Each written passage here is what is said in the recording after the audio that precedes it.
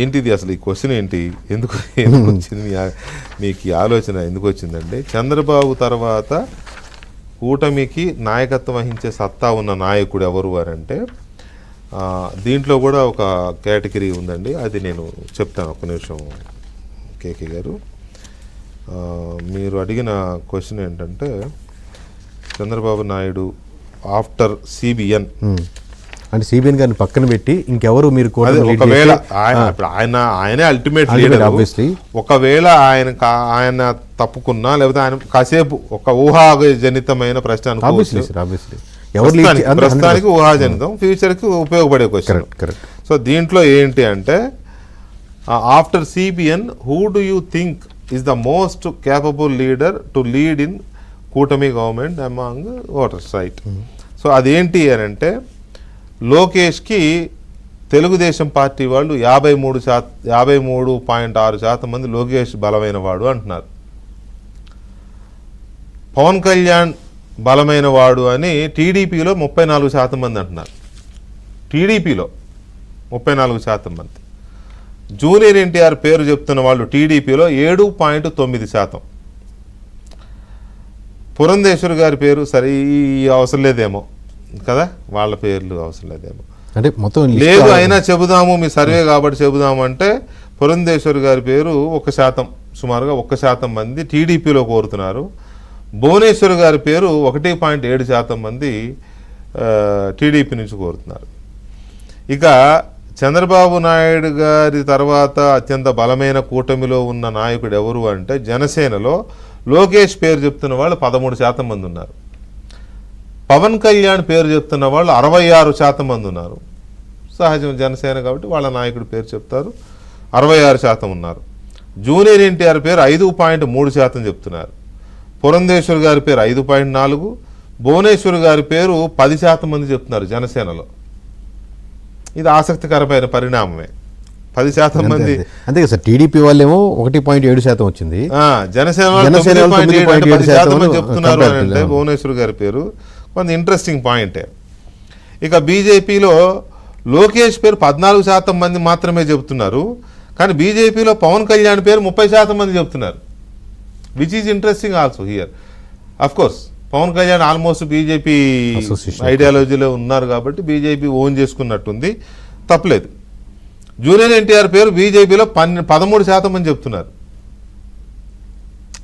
పురంధేశ్వర్ గారి పేరు బీజేపీలో 27% మంది చెప్తున్నారు.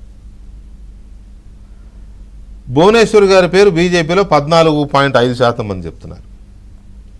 వైఎస్ఆర్ కాంగ్రెస్ పార్టీ విషయానికి వస్తే చంద్రబాబు నాయుడు గారి తర్వాత బలమైన నాయకుడు ఎవరు అని అంటే లోకేష్ పేరు 33.7% మంది చెప్పారు వైసీపీలో.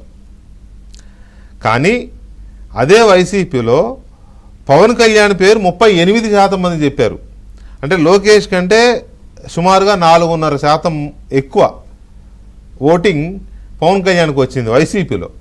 అంటే పవన్ కళ్యాణ్ మీద కంటే లోకేష్ మీద ఎక్కువ కోపం ఉందన్నమాట వైసీపీ వాళ్ళకి. ఇంట్రెస్టింగ్. ఇంకొక ఆసక్తికరమైన పరిణామం ఏంటంటే ఇది హైలైట్ ఇది జూనియర్ ఎన్టీఆర్ పేరు 21.5% మంది చెప్పారండి వైసీపీలో. జూనియర్ ఎన్టీఆర్ని పట్టుకురావాలి, ఒకవేళ చంద్రబాబు నాయుడు కంటే బలమైన నాయకులు ఎవరు అనుకున్నప్పుడు జూనియర్ ఎన్టీఆర్ రావాలి అని కోరుకునే వాళ్ళు 21.5% మంది ఉన్నారు. మిగతా పెద్దగా ఇది చేయాల్సిన అవసరం లేదు.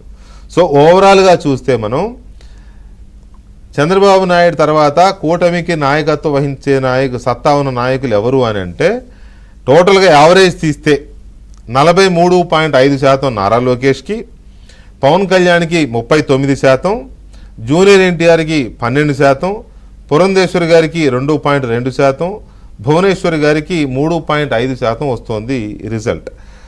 ఒకటి చెప్పండి, ఫస్ట్ మీరు ఈ క్వశ్చన్ ఎందుకు అడిగారు? 2, ఈ క్వశ్చన్కి వచ్చిన రిజల్ట్ డీకోడింగ్ చేస్తే మీకు ఏమనిపించింది? అంటే ఎనీ క్వశ్చన్ సార్, మామూలుగా ఇప్పుడు మీరు అడిగారు కదా ఈ క్వశ్చన్ ఎందుకు అడిగారు అనేది, ఆ క్యూరియాసిటీ ఉన్న క్వశ్చన్స్ కూడా కొన్ని తీసుకోవాల్సి వస్తుంది. అవసరమే ఆబ్వియస్లీ.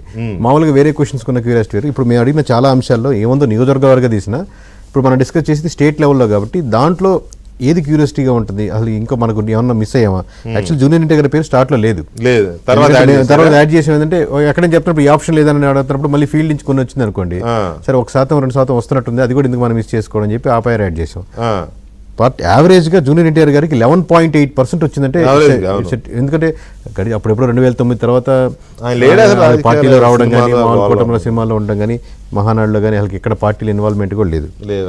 సో ఇక్కడ చూస్తే మీకు లోకేష్ గారికి అడ్వాంటేజ్ ఏంటంటే 43.5 పవన్ కళ్యాణ్ గారికి 39 ఉంటే బట్ లోకేష్ గారికి డైరెక్ట్లీ ప్రపోర్షనల్ టు సిబిఎన్ గారు ఓట్లు పడతాయి. అవును బట్ ఇక్కడ పవన్ కళ్యాణ్ గారికి 39 రావడం అనేది కంపారిటివ్లీ వెరీ చాలా హ్యూజ్. ఎందుకంటే అంటే అక్కడ ఏమవుతుందంటే జనసేన ఓటు బ్యాంకు జనసేనలో మీరు అడిగిన ఓటర్లలో జనసేన వాళ్ళు మొత్తం ఆయనకే వేస్తారు.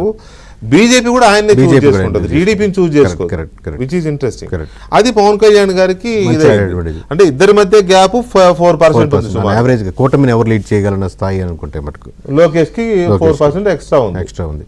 ఓకే, విత్ యాడెడ్ అడ్వాంటేజ్ సన్నుగా కొడుకుగా చూసుకుంటున్నారు కాబట్టి పార్టీలో నెక్స్ట్ అధ్యక్షుడు. కొద్దిగా రాయలసీమలో అది టీడీపీకి అడ్వాంటేజ్ ఉంటుంది. ఇటు గోదావరి జిల్లాలకు వచ్చేసరికి పవన్ కళ్యాణ్కి అడ్వాంటేజ్ ఉండే అవకాశం ఉంది. అంతేనా? అంతే సార్, 100% అలాగే ఉంటుంది. ఉత్తరాంధ్రలో మళ్ళీ టీడీపీకి అడ్వాంటేజ్ ఉండే అవకాశం ఉంది. సో ఇక్కడ ఓకే, కూటమి ప్రభుత్వంలో చంద్రబాబు నాయుడు గారి తర్వాత కూటమిని నడిపే సత్తా ఉన్న నాయకుడు ఎవరు అని అంటే కొన్ని ఏరియాల్లో లోకేష్ గారికి ఉంది, కొన్ని ఏరియాల్లో పవన్ కళ్యాణ్ గారికి ఉంది, కొన్ని పార్టీల్లో లోకేష్ గారికి ఉంది, కొన్ని పార్టీల్లో పవన్ కళ్యాణ్ గారికి ఉంది. ఓవరాల్గా కొద్దిగా గొప్ప తేడాతో లోకేష్ గారు కొంచెం అహెడ్ ఉన్నారు. పవన్ కళ్యాణ్ గారు మనకు ఉత్తరాంధ్రలో ఎక్కువ ఉన్నారు. ఓకే, కూటమి తరపున లీడ్ చేయడానికి ఆయనకి 42 ఉంటే ఇక్కడ 42.7 జస్ట్ 0.7. బట్ గోదావరి